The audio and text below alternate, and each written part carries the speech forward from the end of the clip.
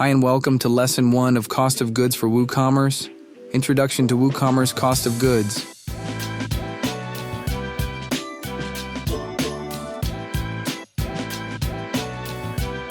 We will explore the WooCommerce Cost of Goods plugin. We will cover what it does, why it is useful, and how it works. It helps you track the cost of goods for your products. This means you can see how much profit you are making on each sale. First, let's discuss the plugin settings. Simply go to WooCommerce and then to Settings. Select Products and then Inventory. When you scroll down, you will see Cost of Goods options. We have exclude these items from income when calculating profit.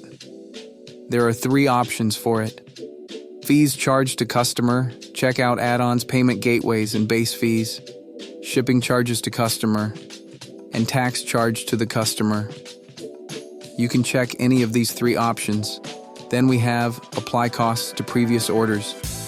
By selecting this, you can apply the cost to all orders, overriding previous costs.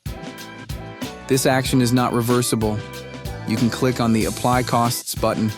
After completing this, click on Save Changes. You can also add the cost to your product while editing it. This should be your cost of producing the good, and should not include tax or shipping. You can do this by going to the Product Edit screen and scrolling down until you see Product Data.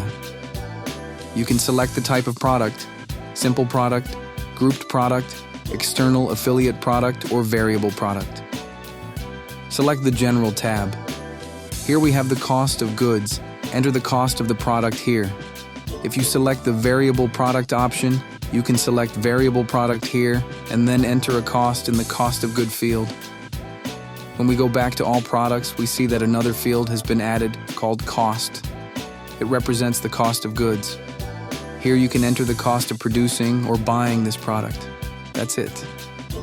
By doing this, you can explore how the Cost of Goods plugin helps you track costs and profits.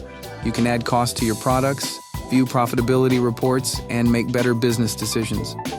That wraps up our lesson. For more plugin tutorials, subscribe to Sleekr Digital.